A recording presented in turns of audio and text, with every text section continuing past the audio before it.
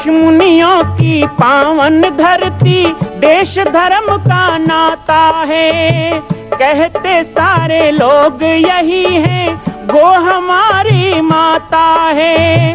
जाग उठो ओ भारतवासी, जाग उठो ओ भारतवासी, गो पर छुरियां चलती हैं। बंद करो गो माँ की हत्या, सारी जनता कहती है।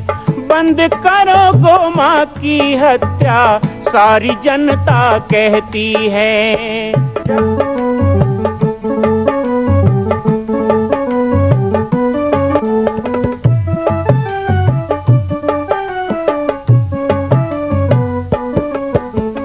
जगह जगह पर बूचड़ खाना, लाखों गौएं कटती हैं। किसे सुनाए व्यथा हमारी, नैना नीर बहाती हैं। रक्षा करना गौ माता की, रक्षा करना गौ माता की, गीता ज्ञान सिखाती है। बंद करो गो माँ की हत्या, सारी जनता कहती है। बंद करो गो माँ की हत्या, सारी जनता कहती है।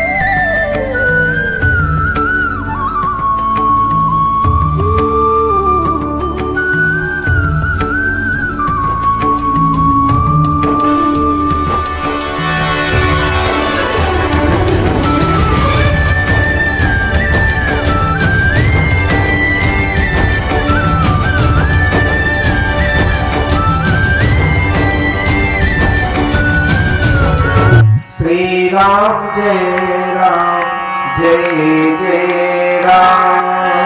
श्री राम जय श्री राम जय जय राम। श्री राम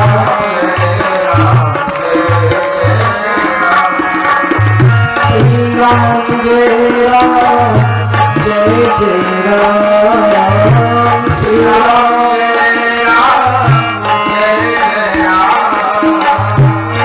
राम जय श्री राम जय जय राम। श्री राम श्री राम जय जय राम।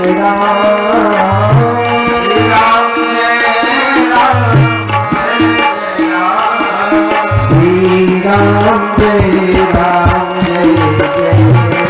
जय राम। श्री राम जय जय रघुनंदन जय सिया राम। जय रघुनंदन जय सिया राम। जय रघुनंदन जय सिया राम। जय रघुनंदन जय सिया राम। पतित पावन सीताराम। पतित पावन सीताराम। श्री राम जय राम जय जय राम। श्री राम जय राम।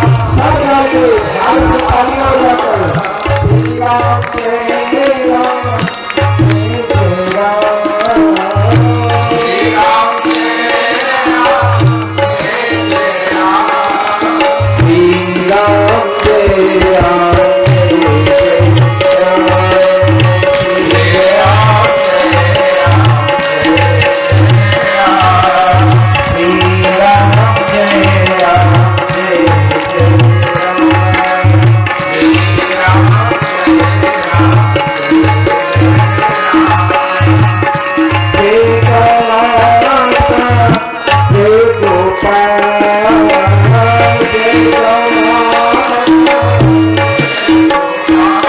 ऐसे जय माता जय गोपाल जय माता जय गोपाल भक्तवत्सल प्रभु दीनदयाल भक्तवत्सल प्रभु दीनदयाल भक्तवत्सल प्रभु भक्तवत्सल प्रभु दीनदयाल प्रिय माता प्रिय गोपाल प्रिय माता प्रिय गोपाल प्रिय माता प्रिय गोपाल प्रिय माता प्रिय गोपाल भक्तवत्सल प्रभु दीनदयाल भक्तवत्सल प्रभु दीनदयाल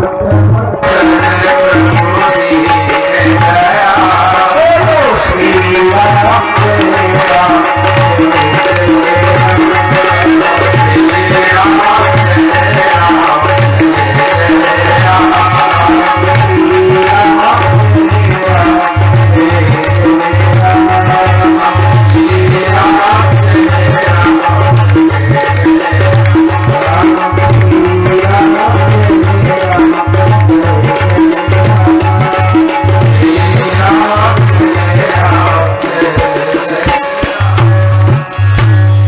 बोलिए राजा रामचंद्र भगवान की श्री हनुमान जी महाराज की मुट्ठियां बांध लीजिएगा आधा आधा नहीं उठाओ पूरा उठाइए दोनों भुजा ऊपर उठाइए बोलिए भारत माता की जय संत श्री रामचंद्र दास जी महाराज की जय पाटेश्वर धाम की जय सतगुरुदेव श्री योगी बाबा की जय जय जय श्री राम जय जय श्री राम।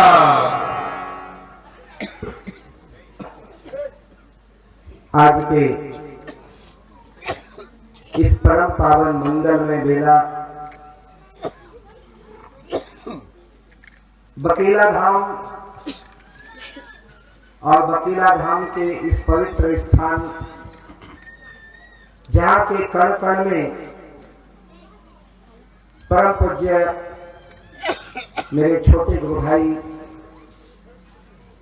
संत श्री ब्रह्मलीन रामचंद्र दास महात्यागी जी की तपस्या और भजन समाई हुई है। एक वर्ष का समय कैसे बीता, बहुत सारा समय तो कोरोना काल में बीत गया। पिछले वर्ष इसी स्थान में मैं आया था तो मन में एक पवित्र विचार भी आया था।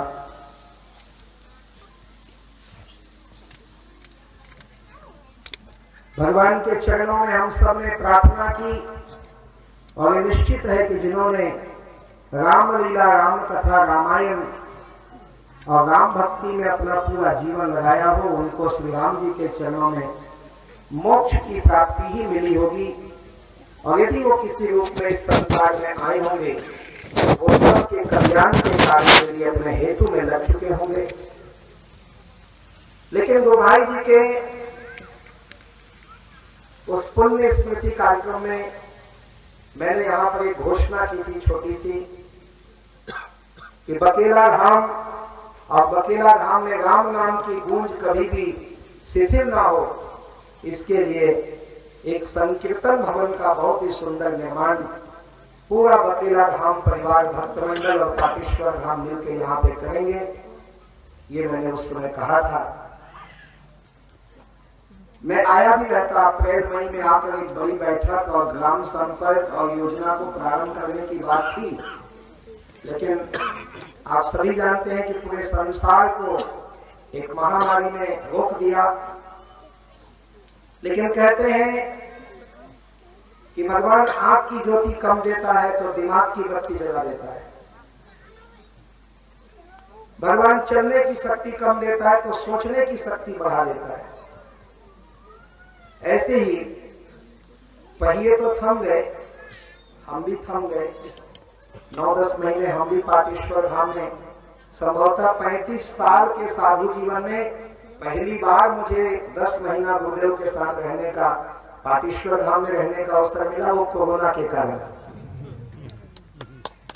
अब समझ लीजिए ये शुरुआत हो रही है, और शुरुआत भी हुई तो भगवान राम के मंदिर के लिए, अयोध्या में बनने वाले श्री राम जन्मभूमि दिव्य मंदिर के कार्यक्रम के लिए पूरे प्रदेश के संयोजक के नाते घूमना ये प्रारंभ हुआ। तो लगातार अभी 18 दिनों में 35 से 40 सभाएं ले चुका हूं, आधा प्रदेश घूम चुका हूं। इसी बीच में ये कार्यक्रम आया कि 30 तारीख को बकेला धाम आना है। आज भी हमारी यहाँ के बाद 2 सभाएं हैं, तो समय को भी बहुत मर्यादित रखेंगे, कम समय में ज्यादा, लेकिन एक सार्थक चर्चा होनी चाहिए, सार्थक कार्य होना चाहिए, सार्थक संकल्प होना चाहिए, और शुरुआत भी हो जाना चाहिए कि कोई अच्छा काम करना है। इतने लोग इकट्ठा हुए हैं तो इसका कोई अर्थ निकले। तो एक बहुत बड़ी मेरे मन में सोच है इस स्थान के लिए, पूज्य गुरु भाई के लिए श्रद्धांजलि रूप में एक सुंदर सा संकीर्तन मंडप, जिसके मध्य में राम दरबार की स्थापना हो, और महीने का कोई दिन तय रहे, फिर सप्ताह भी करें, फिर किसी के घर में कोई पुण्य अवसर आ गया, मंगल काम आ गया, तो उसी मंडप में भजन कीर्तन, राम अर्चा, रामायण ये सब होता रहे। आसपास क्षेत्र में बकेला धाम के रूप में जो प्रसिद्ध है वो कीर्तन धाम के रूप में भी प्रसिद्ध हो जाए, इसे कीर्तन का धाम माना जाए। जैसे फसल लगाना होता है ना, तो बीज ढूंढते हैं, उत्तम किस्म का बीज जिसके पास हो तो लोग जा जाके थोड़ा थोड़ा ले जाते हैं। ऐसे ही क्षेत्र में कोई भी भगवान नाम का कार्य हो तो बकेला धाम लोग आए और यहाँ से उसकी प्रेरणा और भक्तों को लेकर के जाएं। ऐसा कीर्तन का एक केंद्र ये स्थान बनना चाहिए बकेला धाम, ये मेरी इच्छा तब से, ये गुरु भाई जी की इच्छा है जो मेरे मन के द्वारा वो मुझसे बुलवा रहे हैं, तब भी बोला, मैं आज भी बोल रहा हूँ, ये उनकी इच्छा है, मेरी इच्छा नहीं।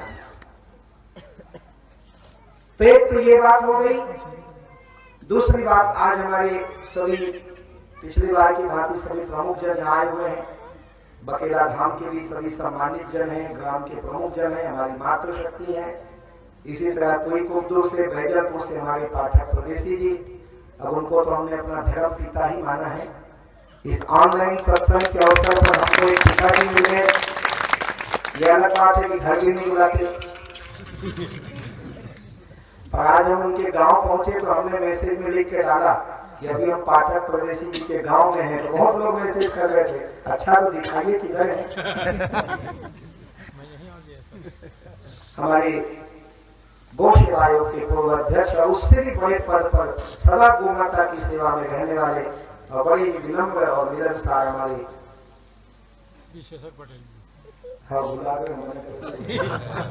तो श्रीमान विशेषर पटेल जी हमारी लोहरा से आज यहाँ पर है। बहुत बहुत स्वागत एक बार बकेला धाम में आपका, धन्यवाद। इस कार्यक्रम में हमारी मातृशक्ति में कोईकुब्दू से मीना पांडे जी हैं और बहुत से पांडे परिवार से, भक्त परिवार से, पोलवी से हैं, अंदरी कछार से हैं और भेड़ागढ़ से हैं, हमारे पेंडुखी से भी, पेंडुखी से आए हुए हैं, बैठे हैं भरत जी, और बहुत दूर दूर से आए हैं हमारे प्राण सभी कंजेटा प्रसादी आप हमारी मंडल अधिकारी लोग भी मुंगेरी कुंडा से हमारे नरेश जी हैं।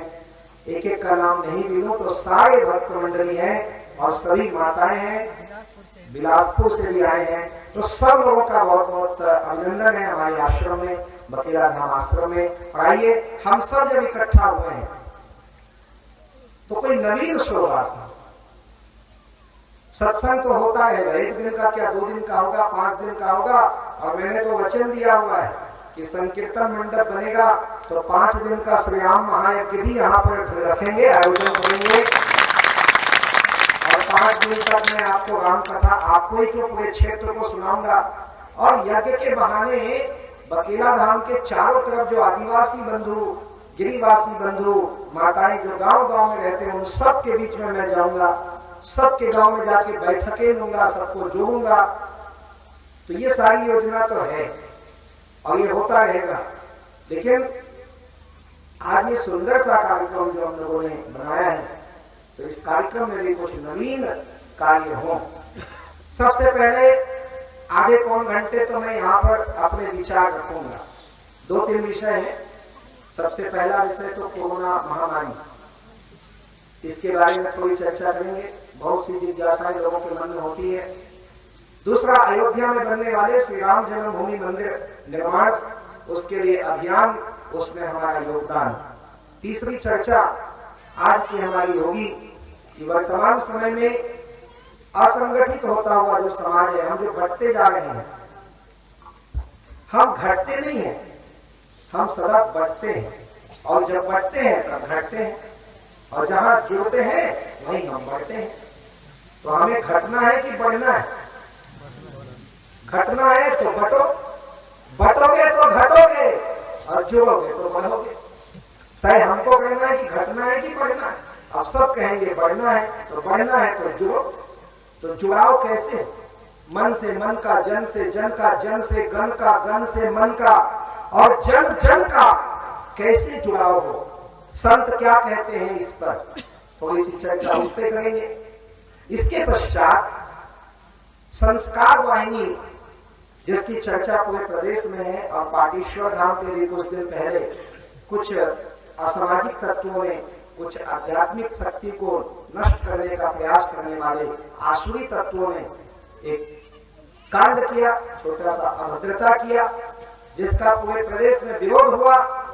हमारे गोंडा, बकेला, पंडरिया, कवर्धा, सब जगह के भक्तों ने मिलकर हर जगह पूरे प्रदेश में ज्ञापन दिया गया, मां कौशल्या की जन्मभूमि मंदिर का निर्माण पाटेश्वर धाम पूज्य गुरुदेव भगवान की तपस्थली पर कोई मारीच सुबाहु जाएगा तो उसका हम विरोध करेंगे। ये आप लोगों ने विरोध किया, आप लोगों ने सहयोग दिया, मैं इसके लिए आभार भी करूंगा। लेकिन उसी घटना से, कहते हैं ना, आवश्यकता आविष्कार की जननी होती है। वहीं से आवश्यकता महसूस हुई कि समाज संगठित नहीं है, इसीलिए दुर्जन हावी हो रहे हैं। राम जी को भी यही चिंता हुई थी, राम जी को भी यही चिंता हुई थी कि दुर्जन हावी हो रहे हैं, इसीलिए उन्होंने असंगठित समाज को संगठित करने के लिए रामलीला की। वही रामलीला जिसमें सबरी के जूठे बेर खाए, केवट से पांव धुलाए, मानव भालू को मित्र बनाए, नल नील से पुल बंधवाए, गिलहरी को हाथों में उठा करके प्यार जताए, राक्षस विभीषण को गले से लगाए, उनको राज तिलक करके वहां का राजा बनाए। ये पूरी लीला रामलीला जो हुई है वो असंगठित समाज को संगठित करने के लिए राम जी ने किया। चाहते तो एक बाण से समुद्र सोख देते, चाहते तो एक विकुटी विलास सृष्टि लय हुई। लक्ष्मण जी ने कहा था जो केवल आंख टेढ़ी कर दे तो प्रलय हो जाता है, रावण को मारना कौन सी बड़ी बात है। और रावण को मारने के लिए लक्ष्मण ही पर्याप्त थे। जग महु सखा निशाचर जीते, लक्ष्मण हमें ही निमिष महते थे। एक पल में, पलक झपकते में जितना समय लगता है, उतने में लक्ष्मण जी पूरे ब्रह्मांड के दानवों का नाश कर सकते हैं। तो क्या रावण को मारने के लिए राम जी लंका गए? नहीं, वो रामलीला थी। और वो रामलीला असंगठित समाज को जोड़ने के लिए। भगवान कृष्ण ने दही लूटा, मक्खन लूटा, मटकी फोड़ी, चीर चोरी किया, गाय चराया, वन भोजन किया, नृत्य किया, रासलीला की। क्यों किया? कृष्ण जी में भी इतनी शक्ति थी कि जो अभी दूध के दांत झड़े नहीं, माँ के गोद से उतरकर पूतना की छाती में चढ़कर पूतना जैसे दानवी को एक बार में मार सकते हैं। जो तृणावर्त नामक दानव को एक पैर के अंगूठे का प्रहार करके आकाश में उड़ा सकते हैं, जो अकासुर बकासुर को इतने छोटे उम्र में मार सकते हैं, जो जंगल में लगी दावानल को पी करके डकार सकते हैं, ऐसे विश्व रूप कन्हैया को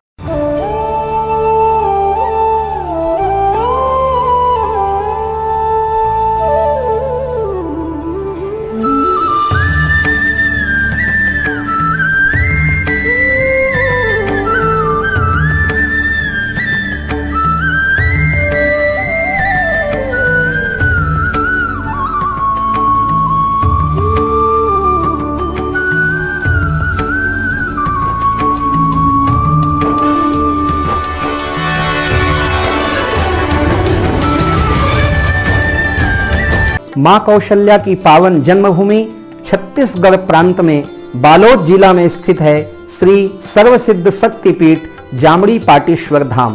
परम पूज्य सद्गुरुदेव राजयोगी बाबा जी की तपस्थली श्री पाटेश्वर धाम और विश्व के अद्वितीय मां कौशल्या जन्मभूमि मंदिर निर्माण का दर्शन करने और इसी प्रकार समसामयिक विषयों पर अपना ज्ञान वर्धन करने के लिए और 10,000 गायों के लिए बनने वाले श्री हनुमान नंदीशाला गो अभ्यारण्य का समाचार प्राप्त करने के लिए आप सभी देखते रहें YouTube चैनल पर राम बालक दास, और हमारे चैनल को आप सभी सब्सक्राइब करें, घंटी का बटन दबाएं ताकि आप सूचनाओं से जुड़े रह सकें। जय श्री राम, जय गौ माता, जय गोपाल।